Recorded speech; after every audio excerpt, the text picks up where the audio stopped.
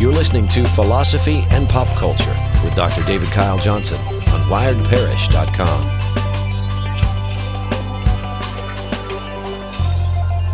Hi, welcome. This is Jay Kelly with Wired Parish, and I am sitting here once again with Dr. David Kyle, the K-Man Johnson. Oh, that makes you feel good. Thank you, Master and President. How are you today, man? I'm doing great. Good. Well, we're going to be dealing today with an issue that tends to be very controversial. One, though, that thoughtful Christians, frankly, should have an opinion on. I mean, regardless of where you come down on this, we're talking about something about which thoughtful Christians should be thinking about, and that's the issue of capital punishment. This is something that shows up in the media quite a bit. You see this in movies, things like Dead Man Walking or The Green Mile. There tend to be, unfortunately, a number of high-profile cases of capital punishment or execution that come along once every year or two. Tookie Williams was just executed at the end of 2005, and here we sit in the summer of 2006, and we can still sort of remember the vigils and the people calling for an end to capital punishment. And so anytime sort of a higher profile case of that nature comes up, we all notice it. It shows up on the news. So this is something that we are confronted with from time to time, that most of us on a personal level are able to maybe not directly interact with, but we do see it in the media quite a bit. And this is something that you have some very definitive opinions about, right? Oh, everybody should, I think. And yeah, I do. Although, it's been something it's really hard to weed through the arguments for this because it is such a heated issue. There's a lot of arguments out there. Right. And as a result, there's a lot of bad arguments out there. And there's even bad arguments for the side I come down on. And there's, so there's a lot of weeding through that we have to do. Okay. Well, why don't you set the problem up for us and talk to us about sort of the different ways that we can approach this, and we'll just dive right in. All right. Well, I think the best way to start out is by identifying what the pro-capital punishment argument is, because Okay. a lot of the anti-capital punishment stuff out there is a response to the pro-capital punishment argument. Okay, so the pro-capital punishment argument is sort of the initiating argument in a lot of cases. Right, Okay, yeah. All right, so let's start there. Good. Okay, so basically I think a very basic one runs like this. The first premise is that accomplishing justice is a moral imperative for a government. Okay. Right? That's what the government should be doing, is accomplishing justice. Right? Okay. Premise 2, adhering and implementing the rule, an eye for an eye, is the only way to accomplish justice. And of course, we're all familiar with this eye for an eye. I mean, there's some roots in the Old Testament, and where essentially the suggestion is if you do a crime, the same crime should be done to you, essentially. Right. This gets thrown out in decision theory and philosophy. It's called a tit for tat. Right. That's right. So premise 3, capital punishment does, and in fact is the only way to, adhere to and implement the rule eye for an eye in the case of murder. Okay. Right? So if someone kills, the only way to make sure that eye for an eye is adhered to is to kill them. Right. Right? Therefore, and since that's the only way to accomplish justice, and government should be accomplishing justice, therefore capital punishment is justified. And in fact, it's morally imperative. Okay. In the cases of murder. Yeah, that's a stronger claim, not just justified, but actually Imperative. Yeah, that's what you should do. Wow. Right. Okay. Right. Well, I mean, just looking at these three premises and a conclusion, it seems to me, just sort of glancing at them, that I can see sort of things to object about. Right. On all three of them. Not all arguments are like that. Right. This one seems to be one where all three of them are kind of controversial. Yeah, there are definitely ways to attack all three premises. Okay. And of course, even if we attack them all, there's other arguments that can be given, and we'll talk about those in later segments. Okay, so let's talk about how someone who is against capital punishment, who's for abolishing the death penalty, how might they respond or argue against this particular argument? Okay, so here's the way that people are going to argue against capital punishment, against this particular argument. Okay. First of all, I think we'll just take it in reverse order. Okay. They could object to premise 3. All right, recall premise 3 is that capital punishment, in fact, is the only way to implement eye for an eye in the case of murder. Okay. All right. And what they're going to actually suggest is that capital punishment does not accomplish adherence to an eye for an eye. Whenever you capitally punish someone, Okay. you're not actually implementing the rule eye for an eye. Okay. So it doesn't even say anything about whether or not eye for an eye is the best way to Right. carry out justice. It just says, okay, look. That's essentially the argument is something like, if eye for an eye is what you're all about, capital punishment isn't the way to get there. Okay, Right? okay, got it. It's not doing it. Okay, Right? okay. Okay. So the first way, and there's 3 ways you can do that too. I mean, this breaks down, pretty finely. Okay. Here's one way to do it. The anti-capital punishment person could suggest, in order to adhere for eye for an eye, the rule eye for an eye, in individual cases of capital punishment, you'd have to ensure that the murderer was killed in the exact same way that they were killed. Okay. It doesn't do that. Right. Right. So therefore, capital punishment doesn't ensure that eye for an eye is adhered to. So in other words, the suggestion would be, look, if you really want an eye for an eye, you don't capitally punish. You make sure they're killed in the same way they killed. Right. So if they raped and murdered someone, then you have to rape and murder them. Right. Right. Capital punishment doesn't do that, and so it doesn't adhere for an eye for an eye. Right. Right. The answer is going to be something like, you've misunderstood what eye for an eye means. What we're really looking for is just trading life for a life, right? If you take a life, then your life is taken, and that's all that's needed, Okay. right? But in addition, even if you don't like that answer, the anti-capital punishment person is still not going to get the conclusion that they want. Because it looks like that even if that's the case, then all you're doing is arguing for, okay, so to really get eye for an eye, we need more than capital punishment. Capital punishment falls short.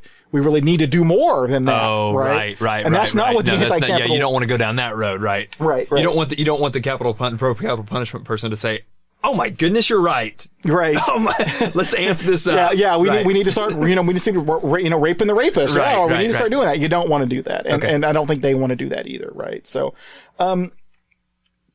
another answer that the anti-capital punishment person might suggest is that capital punishment does not accomplish eye for an eye, but harms the criminal beyond how they harm their victim. Okay. Because the waiting that they have to go through, knowing that you're going to die for this long, long period of time, that kind of suffering is just far outweighs any kind of suffering they had their victim go through. Now, that one's just hard to make stick because it's such an evaluative claim. I mean, it's hard to know how much suffering they're actually going through, Right. and And it might be different for different people. yeah, different for different people, and I mean, it depends on what they did to their victim, and it's and a lot of people are a lot of pro capital punishment people are going to say, yeah, well, they deserved it though, right? The innocent person didn't deserve whatever suffering they got, Right. But the guy on death row, he does deserve it, right? Okay, So right. That's not going to be at least very convincing, Okay. to a lot of people, I think. Right. Here's another one. Another example would be, in order to ensure that eye for an eye is adhered to, and this is where we get this differentiation. Before, we're talking about individual cases.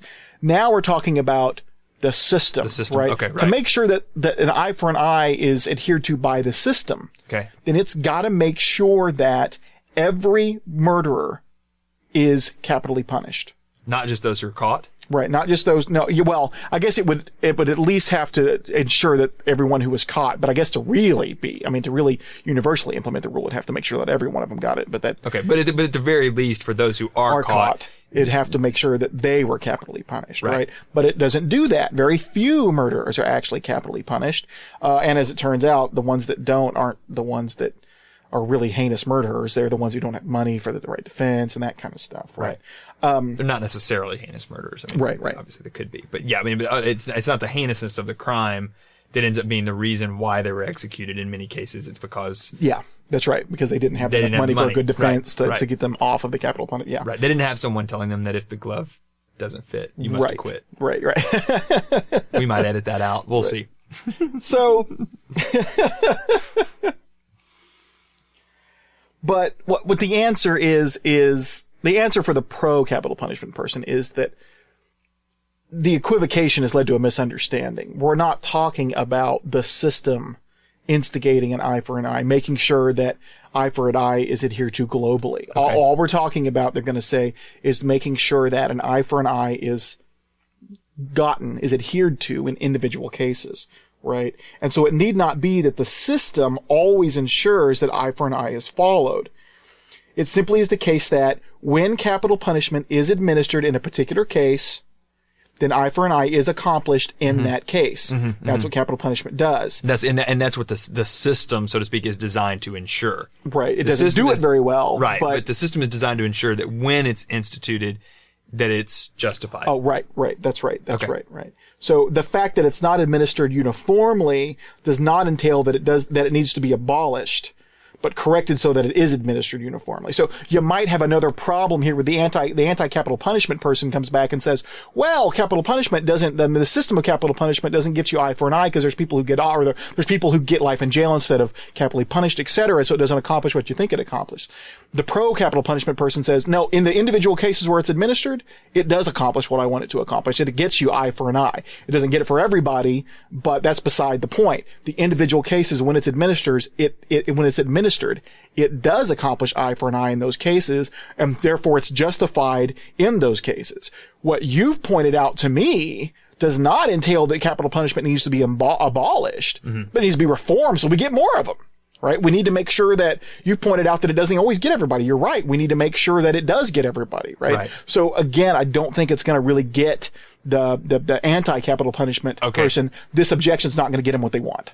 That's not what Okay. So if I'm keeping score on this deal, it looks like if all we're attacking is premise 3, that at the very least, the anti-capital punishment team has not won. Not yet.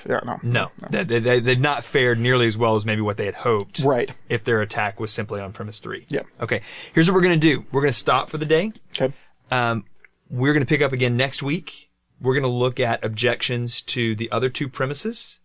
And then we'll close out. We're actually going to spend 4 weeks talking about this, but we're going to spend next week looking at objections to premise 1 and premise 2. All right? Yep. Good job today, and we'll see you next week. All right. Thanks. You've been listening to Philosophy and Pop Culture with Dr. David Kyle Johnson. You can visit Dr. Johnson online at wiredparish.com.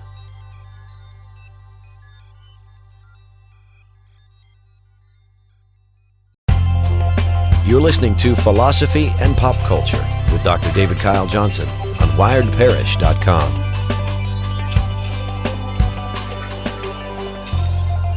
Welcome back. This is Jay Kelly with Wired Parish. I am sitting here today with, well, let's just face it, my hero, Dr. David Kyle Johnson. KJ, how you doing today, man? I'm doing great. You make me feel so special. I do what I can, man. I do what I can. Hey, we're going to keep talking about a very serious issue, that of capital punishment, and we're going to deal with this, in a philosophical way, in a serious way. But given the fact that at least I can't be too serious for too long, we'll probably have some lighthearted moments along the way. I'll look for them. I'll try to identify them and throw them in. So, when last we met, right, we were talking about you had laid out an argument in support of capital punishment. Right.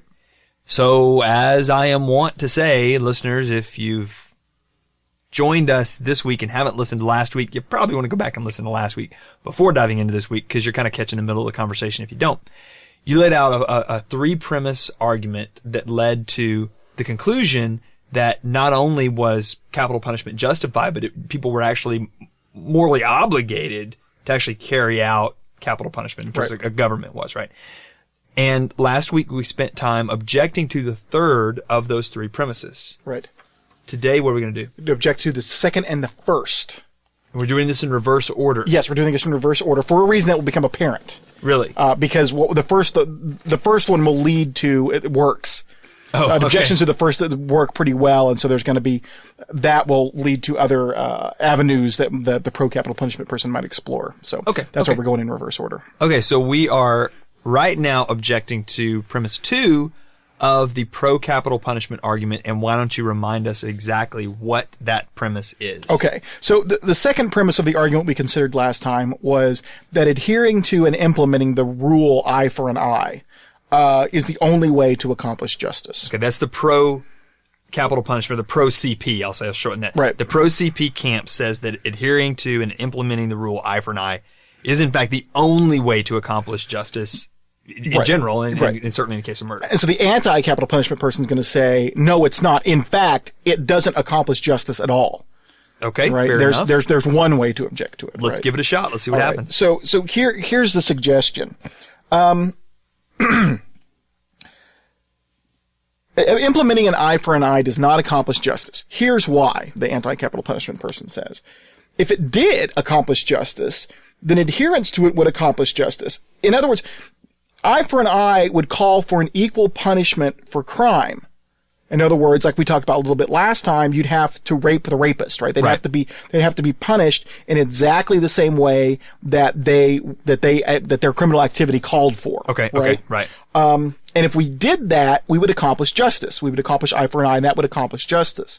But the anti-capital punishment person says clearly we do not think that would accomplish justice. It would be unjust to rape the rapist. Therefore, eye for an eye does not accomplish justice.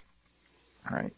Is that making sense? Yeah. I mean, okay, if you're going to do this eye for an eye thing, then you'd have to rape the rapist, and nobody thinks that that's a good thing to do. So therefore, eye for an eye doesn't hold for capital punishment either. Right. But notice there's a little distinction you made there that's important to make, right? There's a difference between eye for an eye not being raping the rapist not being a good thing to do. Right. And it not accomplishing justice. Okay, that's true. Right? There's trying a to justice claim, issue and a moral issue right there. Right. Okay. And they're trying to claim that it wouldn't accomplish justice. I'm inclined to think, and I think a lot of pro-capital punishment people would also be inclined to think that it would accomplish justice. If we really did rape the rapist, it would be a just thing to do.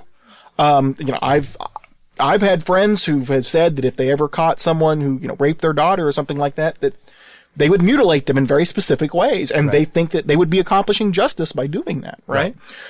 They might be admitting they'd be doing something immoral by doing it, but they'd say, but that's a different case. It'd still be just, right? So at least if their claim is eye for an eye does not accomplish justice, because if implemented in this way, it would be unjust. That doesn't seem so clear. Right. Now, it might be immoral, and we'll get to that in a minute. Okay. Right. But you can't do it just on the basis of justice. You can't say that it wouldn't accomplish justice. I don't think, anyway. That seems right to me. Okay. We'll let that one. We'll let that one go through. That seems right. Yeah. Another way to do this is to suggest that capital punishment or implementing eye for an eye, it's administered with a bias in our culture. Like 12% of the population is African American, but 42% of the population on death row is African American, right? Which clearly indicates some kind of bias in the system itself. Additionally, those who are murderers that actually get capital punishment aren't always hardened criminals like we talked about before, but are often one that are subject to, not having enough money, not having a lawyer, et cetera, et cetera. Right. Therefore, administering eye for an eye does not accomplish justice. It actually accomplishes injustice. Okay. Right. But I think the pro-capital punishment response to this is that the fact that all murderers are not capitally punished. Right. Yeah. That's exactly what I was going to say. Yeah. Does not entail that those who are capitally punished are treated unfairly. Right. Right. Even though not everybody gets it, the ones who do, nothing unfair is being done to them. Right. It was just in that case. Yeah. Yeah, exactly. In that case, justice has been done. The fact that, if somebody murders Susie, right, and then that person is capitally punished, you can't look at somebody who married Bob and say, oh, well, Bob, the guy who murdered Bob, he didn't get capitally punished, so therefore the guy who met Susie, he was treated unfairly. Right. No, he deserved to be, they're going to say he deserved to be capitally punished. He murdered Sue. Well, and in fact, in cases of other kinds of punishment, I think the intuition would be that even if there were a case that only one person were caught and appropriately punished, you need to go through with it. For instance, I'll give you an example. Think about this may be date me a little bit, but in the 1980s when there were so many cases of insider trading. So you get Ivan Boesky was in the mid to late 80s was convicted of insider trading. Well, insider trading happened all over the place, right? He was just sort of the one who got caught and punished. And there were lots of people who didn't. But you wouldn't say, in the case of Ivan Boesky, that he was wrongfully punished by being sent to prison for however many years. You would say, no, he was despite the fact that virtually no one else was sent to prison, that doesn't change the fact that the government was justified in punishing him. And in fact, they should have. And even if everyone else got off scot-free, they should, in fact, punish him. Right. And in fact, if you take this to its logical conclusion, what you end up with is, well, it also turns out that people who are just convicted of crimes, they're treated unfairly because there's other people who get off. Right. Right. Yeah, that doesn't seem like you want to go down that road at all. Yeah. So if you can't capture them all, then you just, you don't punish anybody. Well, that doesn't seem right. You punish those that you're, that you're sure that deserve the punishment. And so that's what you do. So it doesn't look like that. I mean, just because the system is administered unfairly, it doesn't entail that individual cases of it Right. are unfair treatment. Right. Supposedly the person with, who's being capitally punished, deserves it. And again, the pro-capital punishment person's going to come back and say, all you've really shown me here is that the system needs to be refined, not that it needs to be abolished. We need to start capital punishing more. Right. Right? Not just abolish the whole thing. It's not an all or nothing deal. You get what you can get and you improve the system so you get more. So it seems like, if I'm seeing kind of where you're headed with this, or see where it seems like you're headed, it seems like arguments against capital punishment as a system probably aren't going to work. It's going to require that you argue that capital punishment as an instance, an individual case of capital punishment, that's where we're going to actually be able to do some work here. It might be. We'll have to, when we get to the argument I think that really does work, we'll have to see if we think it's an argument that applies to the system or not. Okay. It's a very different argument. Okay, good. But we'll see what we think about that when we get there. That'll be in the 4th show, I believe. Okay, good. So Great. Another way that you can argue against premise 2. And again, remind us. Yeah, so that's good idea. So let's go back in premise 2. Premise 2 is suggesting that implementing the rule eye for an eye is the only way to accomplish justice. Okay. Right? So another way, the first one, the one that we just discussed, suggested that eye for an eye doesn't accomplish justice at all. A second way to object to this premise would be to suggest that it does accomplish justice, but it's not the only way. There are other better ways to accomplish justice, and therefore you shouldn't shoot for eye for an eye to get you justice. Right. So here's one way to suggest that capital punishment is not the only way to accomplish justice. Okay. All right. So the argument goes something like this. As long as a murderer gets the worst punishment in society, then justice is accomplished. And if we could abolish capital punishment and instead go with like life imprisonment, then, and make sure every murderer got it, then every murderer would have justice done to them. They'd be getting the worst possible punishment. Right? Okay. Therefore, capital punishment's not the only way to accomplish justice. If we abolish capital punishment, then we could give the most strict punishment, which is life in prison, and that would accomplish justice. Okay, so basically you're just lowering the bar. You're taking off capital punishment as an option, a part of your repertoire in terms of punishment. Right. And you're saying, okay, the next thing down is still, you take capital punishment off, the next thing down the list in terms of really, really bad punishment ends up being now the worst. Right. And justice is done as long as the worst thing that could happen to them legally is done. I hope that a number of years of philosophical training on my part will allow me to sort of see that that's really bad. Okay, why is it bad? Why is it bad? Well, I mean, okay, think about it. I mean, the first part of that's false. If you say that appropriate punishment or justice is served if a murderer gets the worst punishment, right? The worst punishment that's legal. The worst punishment is legal. That's just false. That's why? Just false. Well, why don't we just lower the? Let's take capital punishment off the table. Let's take life in prison off the table. Right. Let's take any time in prison off the table. In fact, let's take every form of punishment off the table, with the exception of forcing someone to sit in a room for 48 hours and listening to nothing but old Menudo songs. Right? Okay, yep. That's the worst. That's the worst. That's the worst punishment that's legally permissible in our society, our new society here that we're inventing. I don't think you would find many people who would say that the headlines, murderer gets Menudo, justice is served. It's very convincing. It's very convincing. That's right, exactly right. And someone who comes back, but that's the worst punishment we've got. That's all we can do. And I think we need to think of some worse punishments. Right, yeah. It's like you wouldn't think that justice was done. You'd think, no, there needs to be more done. Even though that's the worst legal thing we can do. Right. We should be able to do more. Right. Justice is only accomplished if we're able to do more. Right. So, if you think that eye for an eye doesn't accomplish justice, then you need an argument for why, capital punishment's not really, killing the killer is not really accomplishing justice. Right. I'm very glad I never put that argument out. Oh, well, good. I'm glad I wasn't the originator of that argument. Yeah. So another way to object to suggest that, eye for an eye does not accomplish justice. It's not the only way to accomplish justice. Right. It's just to suggest that, to make the other move. Life in prison is bad enough. That does accomplish justice, and therefore life imprisonment is all you need, right? But that's a pretty valuable claim. It's hard to think that life in prison really is bad enough to accomplish the justice. I mean, essentially, you can make the argument like this. It's not clear whether it really is, but clearly capital punishment does. So we better just play it safe and capitally punish, and that's how we accomplish our justice, right? Right. Yeah, if what we're shooting for is justice, then life in prison doesn't actually ensure that. Right. Yeah. Right. Now, after all of this, there might be some anti-capital punishment people out there that are kind of mad at me at this point because I keep knocking down stuff. Right. But knocking down argument, just because I think an argument for X is bad doesn't mean that I think X is false. Right.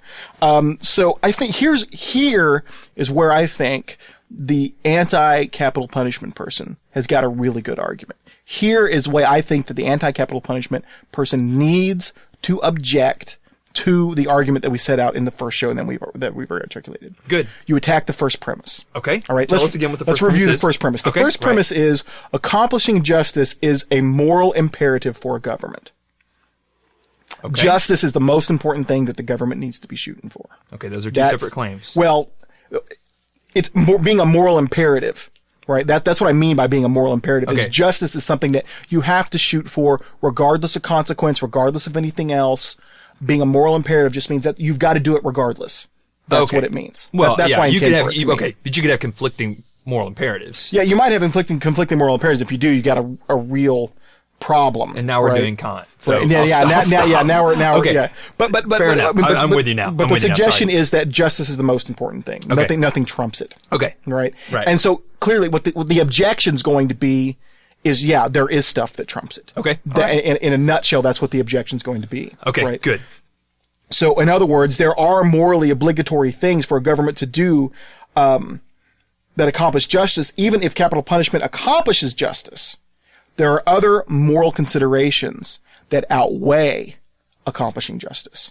Okay. Right. So I see where you're headed now. You're saying that the pro-capital punishment argument ends up looking like it raises the government's pursuit of justice or trying to ensure justice to a level that's unwarranted. Right. And that there are other considerations that create constraints on a government's attempt to ensure justice. Yes. Okay. All right. I'm tracking with you now. Yes, Good. Absolutely. So we can articulate the argument in this way. And we've been using this analogy or this point in the wrong way before, but I think we can use it right now. And we've been alluding to how we should be using it, but haven't quite done it yet. Okay. It's the point that if someone rapes and murders someone, we don't think it's okay to rape and murder them as a punishment. Right, yeah. But the suggestion is not that we wouldn't be accomplishing justice by doing that or anything like that. It's just a straight fact that it's immoral to rape. Right. So even if they've done it, it's not moral to do it to them. Right. And in return as punishment, right? Yeah, so it's not an issue of justice. Maybe it would be just, but there's some other considerations you have to take But it would be immoral. Account. Right, it would be immoral. And essentially the suggestion is because raping is immoral simpliciter. It doesn't matter if they deserve it or what. It's just immoral to do that, right? And so there is an example of a trumping moral issue that trumps eye for an eye, right? Maybe eye for an eye would accomplish justice in that situation, but it doesn't matter because the moral imperative, don't rape people, is more important than getting justice by eye for an eye. So it creates the constraint on eye for an eye that says, okay, no, you can't, not in that case, not in that case, not in that way. Yeah, there's a case when you shouldn't do eye for an eye, even if it did accomplish justice. You still shouldn't do it. There's something that's more morally important. Got it. Right? And essentially, it's the same kind of argument for the capital punishment. You just take it a step further and say that do not kill. That's the moral imperative that's more important than accomplishing justice with an eye for an eye. Okay. Right? And so think of it like this. You do not think that it is moral to stoop to the level of the rapist by raping him as punishment, right? In the same way, you don't think it is moral to stoop to the level of the murderer by killing him in return. Okay, right. Uh-huh. So in short, it's just that don't kill is a moral obligation that trumps accomplishing justice. And that's the thing that the government or a society we should be taking into account. And that's why we should abolish capital punishment, is because that's a moral imperative. Don't kill. And it's a moral imperative that trumps, that outweighs the imperative to accomplish justice. Okay, so you would say, just so I'm clear, you would say that don't be immoral or don't kill doesn't just moderate the claim that we should try to accomplish justice. It actually trumps it. Right. And so if it turns out, if you want to hold both, don't kill and accomplish justice. Okay, you want to hold both of those things to be the case. And as it turns out, in the case of a murderer, it's impossible to accomplish justice without capital punishment. You would say, well, accomplishing justice is the one that you now have to give up. Right. You don't it's least important. It's right, less it's the important. least important one. Right. Right. Okay. All right. So to end this segment, I'll mention, I think there's two answers that a pro-capital punishment person can give to this objection. One is that you can argument that the government's, you can abandon the government trying to go after justice and suggest that justice is what capital punishment's all about. Okay. And suggest that it's actually about protection. That's what the government's main goal is. It's protection, not justice. And that capital punishment is the protection that the government can give against murderers because first of all, it keeps murderers from murdering again, and it also serves as a deterrent. Okay. Right, to keep other people from murdering, right? So that's the deterrent argument. Right. We'll talk about that one in part 3. So we'll talk about that next week. Okay. All right. The other argument is to argue that capital punishment is morally permissible, and thus there is no immoral thing done that outweighs justice accomplished by capital punishment. So right? you might grant that doing something morally impermissible does in fact trump accomplishing justice, right? Or that you can't do something morally impermissible in order to accomplish justice. But you might just say, well, capital punishment isn't one of those things. Right. That it is in fact morally permissible. It is morally, yeah. So it's not going to be a strong claim that it's obligatory like it was before. Right. But it's at least going to be permissible to do that. Okay. And so there's no immoral thing done that outweighs, right, the justice accomplished by the capital punishment. Right. Okay, so, I mean, and we'll deal with that in part 4. We'll deal with that in 2 weeks. Okay. So if you're looking at this now after week 1, I was sort of tallying the score, and it looked like that the anti-capital punishment person had not fared so too well. And right. now it looks like there's some chinks in the armor in the pro-capital punishment view, and we're going to explore some objections they might raise at this point. But it looks like if you're a pro-capital punishment person, you're a little bit on the run now. Yeah, you're a little bit nervous now, right? Because the deterrent argument's not that good. We'll talk about that next week, but a lot of people don't like it already. Right. And then making the case that capital punishment is morally permissible, it's going to take some work. Yeah. Right, it's going to take some work, Yeah, but sounds like it. We'll see how it goes. Outstanding. This is so much fun. Yes, man. I'm really enjoying myself. You're doing a great job. We'll see you next week. Thanks. All right. Thanks. You've been listening to Philosophy and Pop Culture with Dr. David Kyle Johnson. You can visit Dr. Johnson online at wiredparish.com.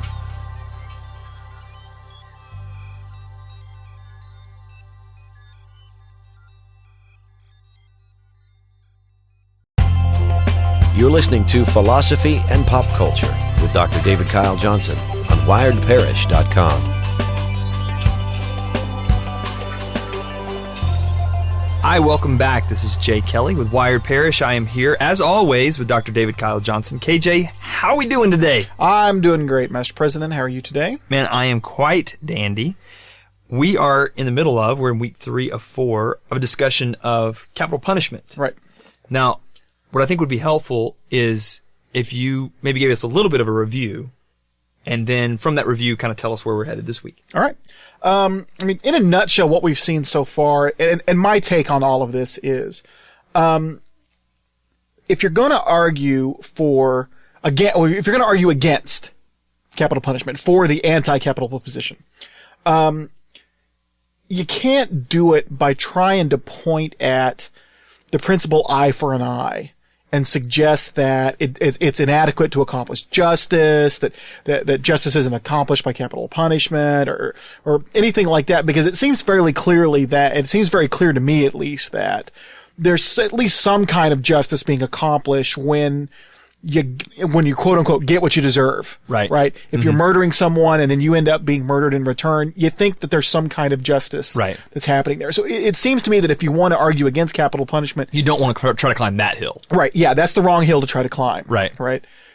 It seems a lot more likely to be successful to suggest that not that capital punishment doesn't accomplish justice, but to suggest that accomplishing justice isn't that important. Right. It's not as important as other things that are more important, right? Because, you're clearly not going to accomplish I mean, if someone's actually been in a situation where a member of their family has been murdered, right?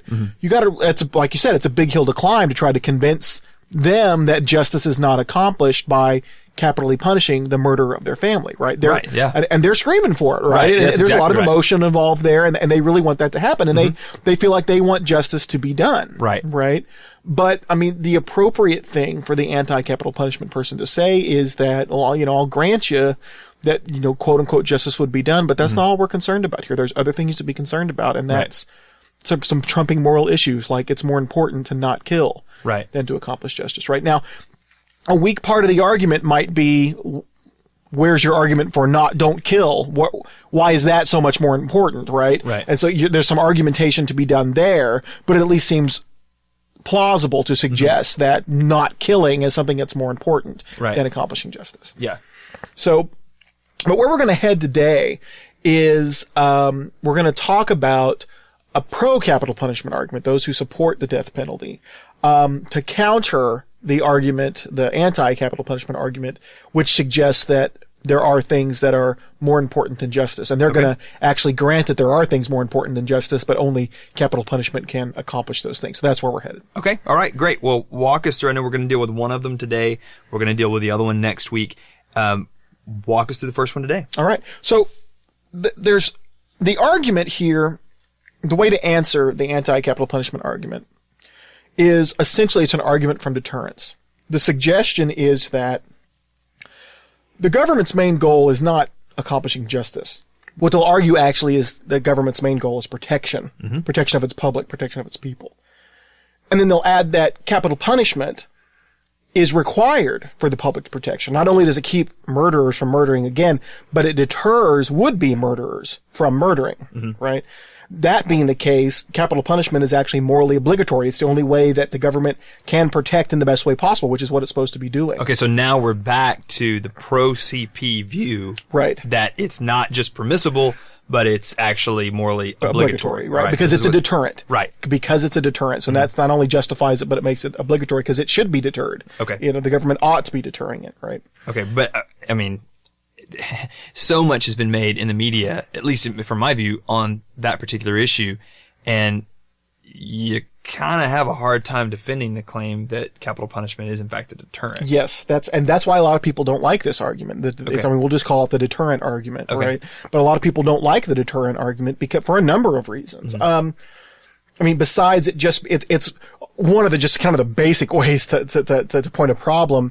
It's really hard to show people not doing something, right? I mean, it's like, well, look, this kept them from doing X. Right. How do you know that they were going to do X in the first place? How do you know that whatever you did was keeping them from doing the thing that they're not doing? Right. I mean, couldn't it have been that they weren't going to do it anyway? I mean, there's a causal connection there that's really hard to make. You're trying to claim a causal connection. Right. Yeah. You're trying to claim a causal connection. Right. Yeah. But the making the argument to show the causal connection is really hard. It's really hard to do. Yeah, exactly. So, and I mean, part of the problem is the numbers even seem to indicate that it's not a deterrent. Like, you might think that a really good way, I mean, the only way that you can really argue for causal connections is to show correspondence, right? You show, well, when A happens, then B happens, and every time A happens, then B happens, and so there must be some kind of connection, right? So you'd expect that if capital punishment really is a deterrent, for instance, the states in which capital punishment is utilized as a punishment for murder, the murder rates ought to be lower in those states. Right. Yeah. You'd expect a correlation. Right. You would expect a correlation if there's some kind of causal connection, but lo and behold, that's not the way it works. It actually turns out that most of the states in which capital punishment is used, the murder rate is higher. So like in Texas, I think Texas has got the highest murder rate in the nation. Wow. But it turns out they actually execute the most people too, like per capita, not just because it's a bigger state, bigger numbers, but per capita, they've got the most murder and they also have the most capital punishment, right? So it doesn't seem that there's a very good, correlation there. Now even those kind of arguments, I mean, the bee stings both ways. Did I just invent that phrase?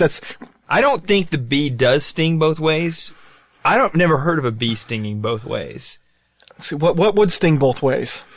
I think there are swords that cut both ways. Okay, we'll use that then. But I think that a bee stinging both ways is an awesome image. Okay, well, we'll just use the bee stings both ways. Because you know what? That's sort of like a unicorn bee. Because it's got a stinger in back. And it would have a stinger on its forehead. We could say that the unicorn bee stings both ways. The unicorn bee stings both ways. That's the phrase, my friend. All right. Okay, so the unicorn bee stings both ways. Continue. Because in the same way that it's hard to make an argument for the capital punishment as a deterrent working, it's also hard to make a case for it not working, right? Okay. Because it could be that in Texas, if we didn't have capital punishment there, the murder rate would be even higher. Right. Right? You don't know, right? You don't know what would happen in the absence or the presence of the law. Yeah. And so it's really hard to make those kind of arguments stick. But again, you certainly can't just point to, the evidence at least seems to indicate to some degree that it doesn't work like you think it does. Right. Right. And even if it does, there's no way to prove it, right? So it's real hard to rely on deterrence and, look at the numbers and say, oh, look, it does deter. That's why we need to defend it. You're pretty far from defending that view that it really does work as a deterrent. Right. But apart from the numbers, there's actually a philosophical argument to this effect that suggests that it's actually impossible to deter murderers, regardless of, with punishment. Okay. Right? And the argument goes like this. There are three motivations for murder. There's three kinds of murderers, you might say. Okay. There's the rational murderer, there's the passion murderer, and then there's the compulsive murderer. All right, so let's talk about each in turn. This would be a fun little survey. Which kind of murderer are you? If you were a murderer, what kind of murderer would you be? Okay, keep going. I'd be Mickey and Mallory. Yeah, I'm sorry. That's from there's a pretty good piece of pulp culture that's a very clear one we haven't mentioned yet. Natural Born Killers. It's Tarantino. Oh, I never saw that movie. Oh, it was written by Quentin Tarantino. Right. But he's never seen it because he didn't get to direct it. He wanted it to be his director debut, and they handed it to Oliver Stone. Right. And he didn't do it like Tarantino liked it, so Tarantino just abandoned it and never even watched it. No kidding. Right. But it's an incredible movie, extremely violent, it's not for the lighthearted at all. Mm-hmm. But it's it's a movie about murderers. And you could raise the same kind of question about them. They would be, Mickey and Mallory would be the third kind. So we'll talk about Mickey and Mallory when we talk about compulsive. Okay. Right. But the first kind are the rational murderers. The rational murderers. Okay, let me guess. Rational murderers. That's going to be like hitmen. Right. That's exactly right. Like mobsters, hitmen, people who do it for clear gain, right? They do it for a profit. Mm-hmm. They do it, because it's in their best interest to do it, because they need someone eliminated for whatever reason, right? Those are the rational murderers. Okay. When they're doing it rationally, they weigh all the consequences. They wouldn't do it if they didn't think it was in their best interest. Right. Right. So it's worth the risk. It's absolutely worth the risk. And in fact, they do it in such a way that they're not going to get caught, or they're really unlikely to get caught. Right. So taking away the punishment's not going to affect whether they do it or not, or adding the punishment's not going to affect whether they do it or not, because they do it so rationally, they're convinced they're not going to get caught. Right. Right. So that's not going to make any difference. The punishment's not going to make any difference to them because they're convinced that they're not going to be punished. Okay. Right, because they are doing the math essentially, and they're doing it rationally. They're figuring out what they need to do not to get caught, how to do it best, that kind of stuff. Right. So that's not going to deter them. Yeah, it might do something like it might cause them to, if they're trying to commit a murder in a capital punishment state, it might cause them perhaps to think through their methodology more closely than in a state where the punishment for murder isn't that great, right? Because just to make sure that the probability is that much higher. Like, if I'm going to commit this murder, I want to be 99% sure I'm not going to get caught in a capital punishment type state, whereas I'm okay with 97%. But even then, you're dealing with, all you're doing at that point is you're just causing them to go back to the drawing board and map it out so they can get a little bit better, right, odds, exactly. Right? You're not deterring it at all. Yeah, you're not deterring it, right? You're making them work harder. Right. The second kind of person is somebody who murders from passion. Right. And one who murders from passion is literally one. These are cases of, husbands who catch their wives cheating and then just they can't stand it. And so they murder their wife, or they murder the lover or whatever. Or, these cases when people have been wrong. Well, like we talked about, before when, somebody rapes your daughter or something, right? And you just go ballistic and you murder them, right? Mm-hmm. when you're doing a crime as motivated by passion in that way, you're not thinking. Right. The last thing to come across your mind is, if I get caught, I'm going to be capitally punished for this. I mean, that's the last thing you could care. Even if it crossed your mind, you don't care. Right. Right. It's worth it. The justice that you're going to accomplish is worth it to you at the time. And there's no deterrence at all in deterring murder. Right. Capital punishment is not, as a punishment, it's not going to deter the crimes of passion. Right. The last ones are murder by compulsion. These are people who are sick individuals. So like Mickey and Mallory from Natural Born Killers, right? They are sick in the head. They've been abused in certain kind of ways, or things have happened to them throughout their life where it makes murdering for them is a compulsion. They're mentally ill, and they're driven by their mental illness to do these kind of things. The punishment's not going to deter them at all. Right. I mean, that's not why they're doing it. The reason that they're doing it is just because essentially they have to. They have to. So when someone's compelled, I mean, that's just what compulsion is. When someone's compelled to do that, they're not weighing the consequences. It doesn't matter if they're going to be punished. They're essentially forced by their mental illness to do it, right? So a threat of punishment's not going to deter them either. And there's plenty of cases of this. I mean, people have been punished for certain things. They didn't like the punishment, then they just walk right out and do it again. Right. So the only case for making sure that they're actually protecting, the only way that capital punishment can protect society is by keeping people who've already murdered from murdering again. But clearly life imprisonment can do the same thing. Right. So it doesn't look like that it's going to be justified. Okay, right. Yeah, if you're trying to protect society from murderers, people who've already murdered. Then you don't have to have capital punishment. You just do life imprisonment, right? Yeah. Right. Of course, now one might argue, well, it costs the system more to keep them alive. You should just kill them, right?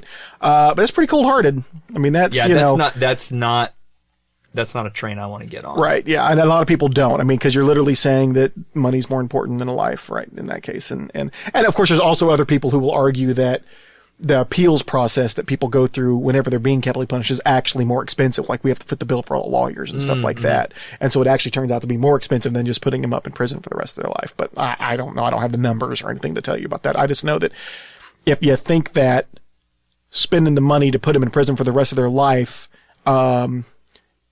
spending that money is a terrible thing and you got to just save the money and execute them instead, that's putting money ahead of life. And that, you might be okay with that, but I'm not. Right.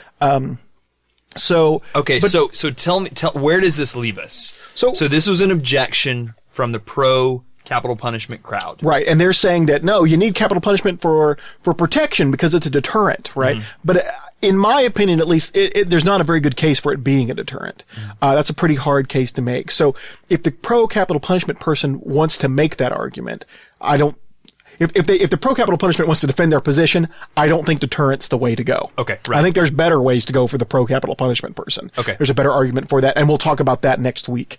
We'll talk about what I think are the best arguments on both sides next week, but one for capital punishment, the other one anti-capital punishment. We'll talk about that. It'll be a knockdown, drag out. Yes, it'll be nice. Cats and dogs living together. It is mass hysteria. It's going to be an absolute freak show. We'll see you next week. All right, thanks. You've been listening to Philosophy and Pop Culture with Dr. David Kyle Johnson. You can visit Dr. Johnson online at wiredparish.com.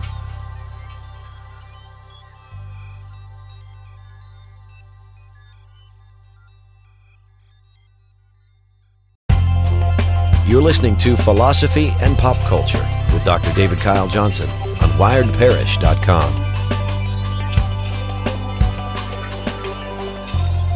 Welcome back. This is Jay Kelly with Wired Parish. I am here, as always, with my dear friend, Dr. David Kyle Johnson, or as I like to refer to him, KJ. KJ, how you doing today? I'm doing pretty good, Jay. I'm sorry, who? Master President. Where was the master? I'd sort of gotten used to that. Yeah, okay. Well, I won't forget again. I promise. I won't forget again. Okay, I appreciate that. All right. So we're at the very end. This is week 4 of a discussion on capital punishment. And we have looked at arguments from both sides, from the pro-capital punishment crowd, the pro-CP crowd, the anti-CP crowd. We've been all over the place. Yep. So talk to us about where we're headed today. I know we've got a couple of arguments we're going to look at on both sides, kind of a best of kind of deal. Yeah. All right. Again, I would say, listeners, if you haven't heard the first 3 weeks, don't start with this week. Go back, get the previous 3 weeks, and then jump in with this one. But tell us where we're headed. Okay, so what we're going to do is we're going to consider what I think are the best arguments for both sides. And I'll tell you where I think I stand on the issue by the end. But essentially, the arguments that we're going to be considering focus more around whether or not capital punishment in individual cases is going to be something that's immoral or not, that it's something that's so immoral that it trumps the justice that it might accomplish or anything like that. So to a slight review, right? The anti-capital punishment argument that seemed to work, that seemed to be pretty good, was the one that suggested that there is a moral obligation above justice, and that is the obligation to not kill. Right. Right. And that obligation trumps the obligation to perform justice, and that's why we shouldn't have capital punishment. Right. Yep.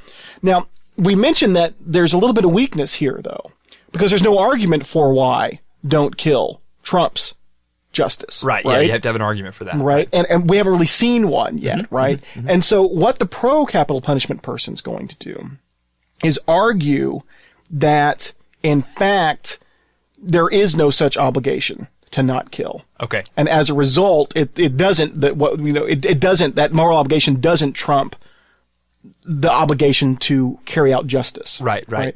And so here's how that argument goes. Okay. All right. So the suggestion is that essentially they just deny that don't kill is a moral obligation.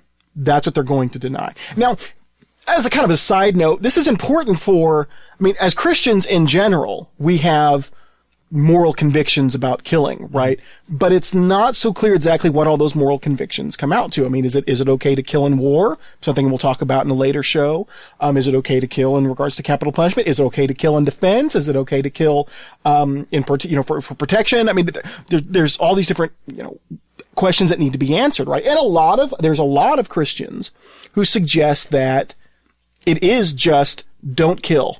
That's the moral obligation. And it doesn't matter circumstance. It doesn't matter if you do protection, defense, war, regardless. You just don't pacifism. kill. Right. Complete pacifism, right? And so, that's something, pacifism is something we'll talk about when we talk about war in a later show. But the suggestion here, that could be made by a Christian or not, is that don't kill is not a moral obligation. The moral obligation is actually you shouldn't kill innocents. Okay. Right? That's what's morally obligatory, is not to kill innocents. Of course, the rest of the argument may be fairly self-apparent. The murderer is not innocent. Right? He's guilty of murder. Right? So whenever you kill, capitally punish, a murderer, you're not doing something that's immoral, because the moral thing to not do is to not kill innocents. But capital punishment's not killing an innocent. It's killing someone who's guilty. Okay, right. Right? And so who's guilty of murder. And in that way, you're not doing something immoral. Let's put it a different way. There's another way to kind of put the argument. Okay. You might say something like this. What's immoral is to kill someone who has a right to life. That is what is immoral, is to kill somebody with a right to life. Right, I see where you're headed now. Okay. But anyone who violates that same right of someone else loses that same right. So in other words, if you violate someone else's right to life, then you lose your right to life. Okay. Right? Therefore, anyone who actually is a murderer does not have a right to life. And so by killing them, you're not violating that right to life. And since the morally obligatory thing to do is to not violate that right, you're not violating anyone who has the right to life whenever you capitally punish someone. Right? So therefore, the argument's not that it's morally obligatory, but simply that it's morally permissible. Right. Right? Because you're not violating anyone's right to life whenever you capitally punish someone who's guilty of murder. Right? So is that making sense? Yeah, it makes sense. And the look on my face is not that it doesn't make sense, it's that something doesn't ring true about that, and I'm trying to think through exactly what that is. It seems that you could be anti-capital punishment based on the belief that don't kill is something to which you should adhere, and still at the same time have certain exceptions in which killing is permissible. So maybe you make some sort of distinction between, as is pointed out by a lot of Old Testament scholars, between like killing and murdering. And so maybe capital punishment ends up looking like murder, maybe self-defense ends up looking like killing or something like that. Right. I don't know. I'll have to work on this. Well, no, I think I've got your intuition. I mean, I think one of the responses that the anti-capital punishment person might suggest is, well, you're right. Don't kill simpliciter. That's not the rule. It's not always unjustified to kill, right? It seems to be justified to kill in self-defense. Right, so if someone's threatening you, it's okay to kill them. If some other country is trying to invade yours, then it's justified to kill those of the opposing country. Right. But it's only self-defense. Capital punishment's not an instance of self-defense. Right. Okay, Right? yeah, that definitely captures my intuition. Okay, so that's my problem with your first version.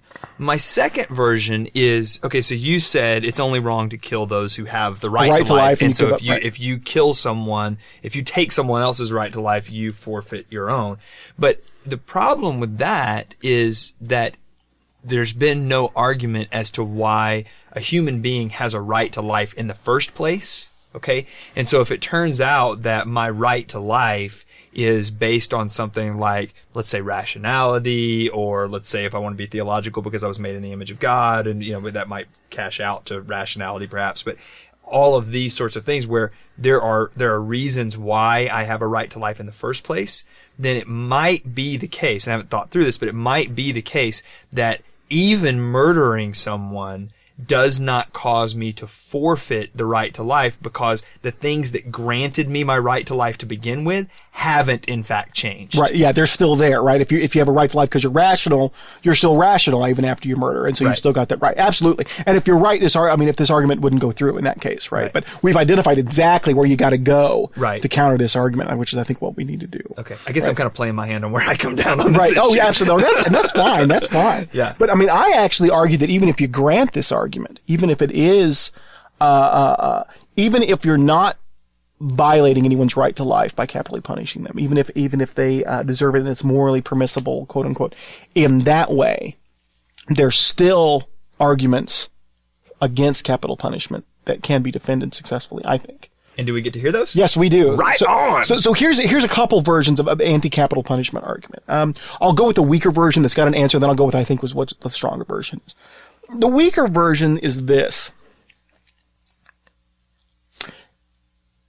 Even if killing the murderer is permissible, and so let's assume, for the sake of argument, that the previous argument works. Okay. That it is permissible to kill a murderer, to capitally punish a murderer. All right, let's just assume that for the sake of argument. Right. All right. Even if that's permissible, in the practice of capital punishment, we're bound, as a society, to eventually kill an innocent on accident, essentially. We convict someone who's innocent and we end up capitally punishing them. Right. I mean, that seems really straightforward. We end up with people who get released from prison after 20 years because DNA evidence comes out. Surely that's happened at some point with someone who's actually executed, not just sent to prison. Right. Yeah. And so killing an innocent is clearly a moral wrong that should be avoided at all costs. That was part of the previous argument. Right. Yeah. So, and I mean, that's part of the pro-capital punishment person's argument, is that killing an innocent that's the moral wrong, right? So if capital punishment is something that inevitably is going to kill an innocent, then capital punishment should be avoided at all costs. I mean, it should be abandoned because it will kill an innocent. Right.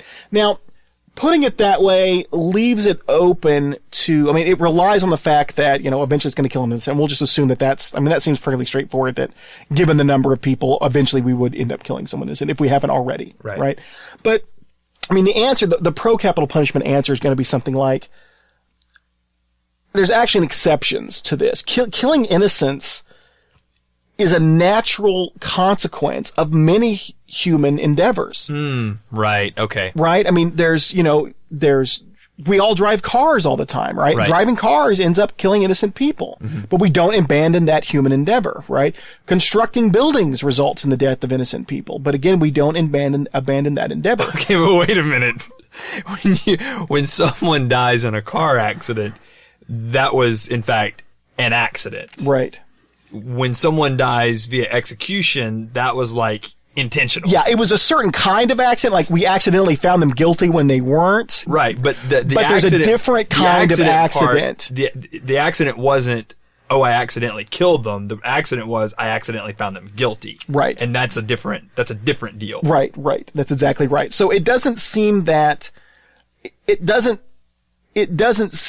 you can make the case that killing the innocent is accidental in the same way. Okay, but right?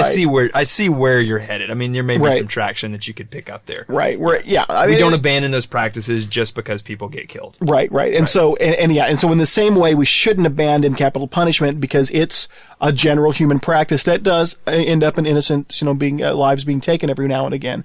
But the overall good that is accomplished by the practice is worth those few innocent lives, right? So just like, the overall good that's accomplished by traveling or construction, or in the same way, capital punishment, the justice and good that's accomplished there is worth the few innocent lives that we take. That's going to be the argument. Now, you may or may not find that plausible. Yeah, I don't find I don't find the pro capital punishment response to that persuasive, because I think the accident is different in the case of capital punishment than in the case of construction. Right.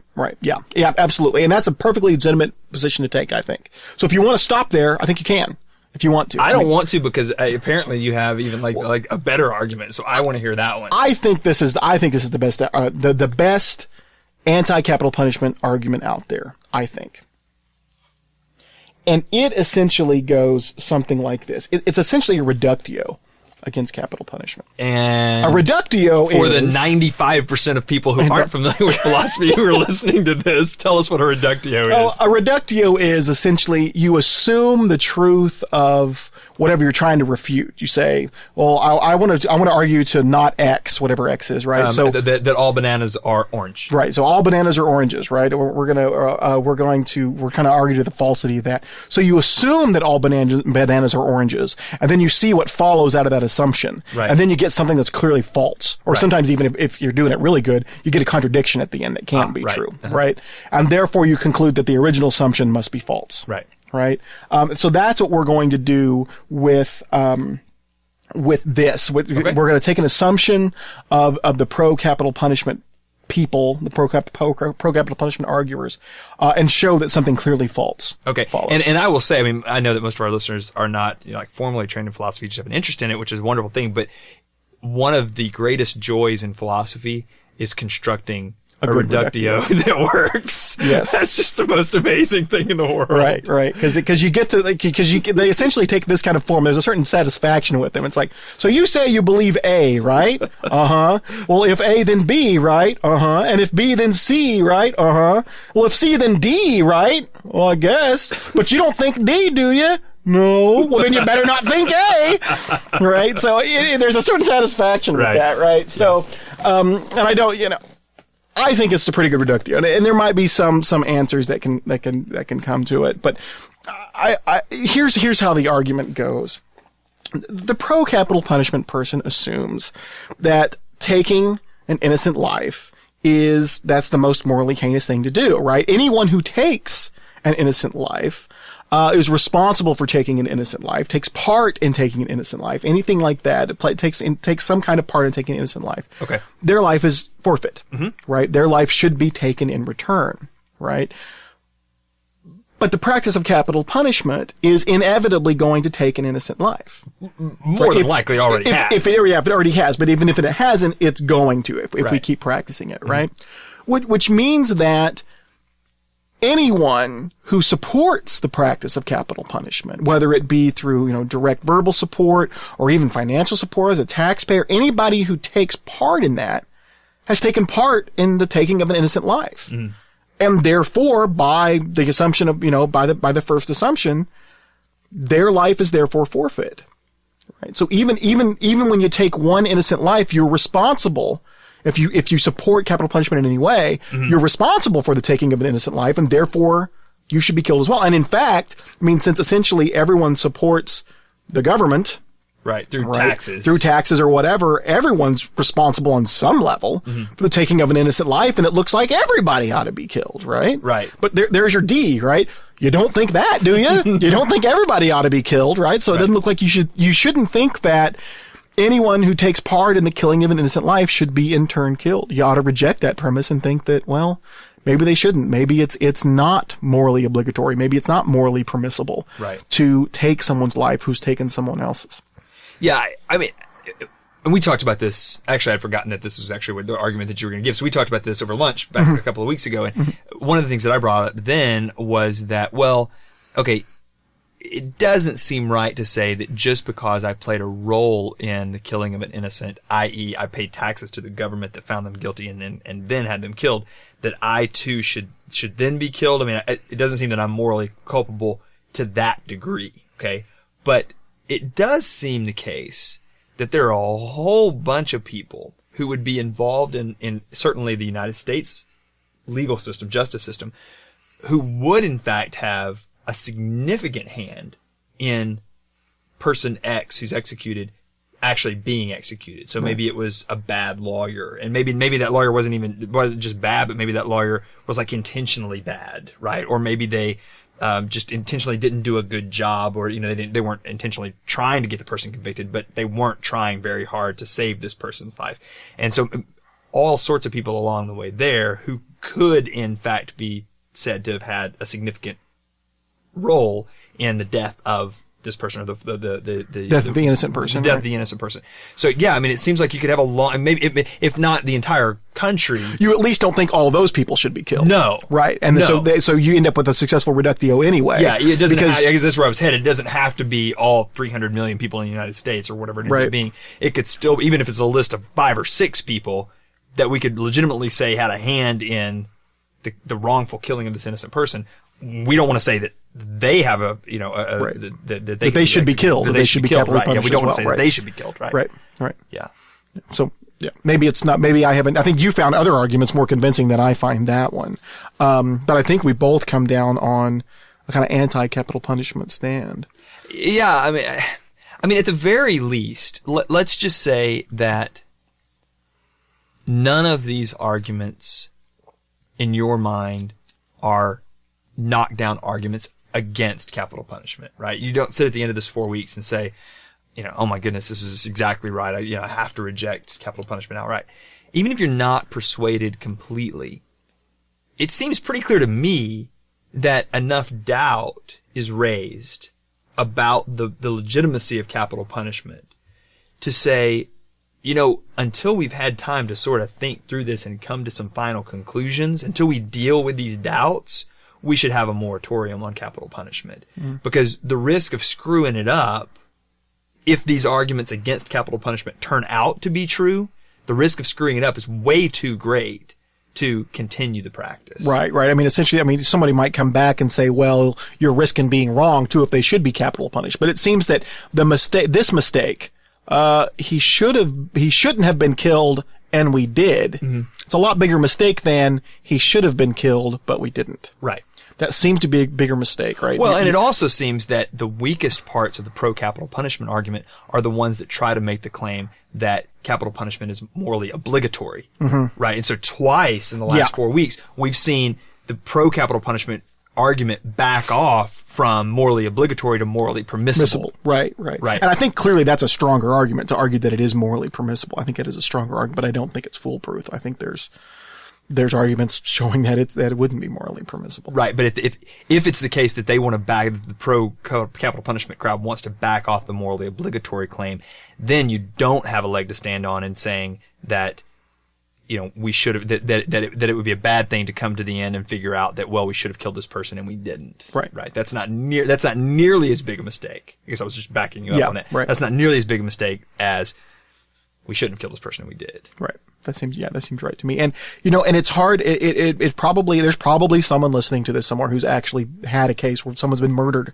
in their family. Yeah, good chance of that. And I understand the emotion of wanting justice to be done. And it's not my position that justice wouldn't be done if they were capitally punished. I don't think we've been arguing that at all. No, not at all. Not at all. Although some people might come away with that. Right. I think that, I'm one of those, people in those kind of cases get mad about the people who stand outside the jail and protest the capital punishment of somebody who's a murderer, right? And they want to say, look at those liberal know-nothings who sit there and they think that this person is worth more than my daughter who was killed or something like that. And Right. that's not the argument. That's Certainly not the case that we're making, not the case. yeah, certainly not. Yeah, certainly not the case that we're making. It's not that. I mean, it's not that the person's worth more. It's not that the person needs to be. It's just that there are certain moral obligations that trump retributive justice. And those moral one of those moral obligations is to not kill when you don't have to. Right. And we don't have to. I mean, if it's self-defense, I mean, I'm willing to say if it's in self-defense, yeah. If someone's actually threatening you, or it's in a case of war, and like I said, we'll talk about war in a later show, then yeah. But we're not killing in self-defense here. We're killing for retributive justice, and that's a different thing. And justice is important. It really is, but it's not that important. There's other things that are more important. That's my view. Hopefully, at the very least, this has made you think. It's certainly been a really engaging conversation. This is some of my favorite shows that we've done so far. Yeah. This has been a lot of fun. Hopefully, this has made you think. We invite your comments. Email us. Give us your thoughts. We'd love to hear what you're thinking and love, if possible, to respond to those. Join us next week. We'll be back with the good doctor to talk a little more philosophy. Sounds good. Good job. Thank you. Loved it. Have a good week, guys. You've been listening to Philosophy and Pop Culture with Dr. David Kyle Johnson. You can visit Dr. Johnson online at wiredparish.com.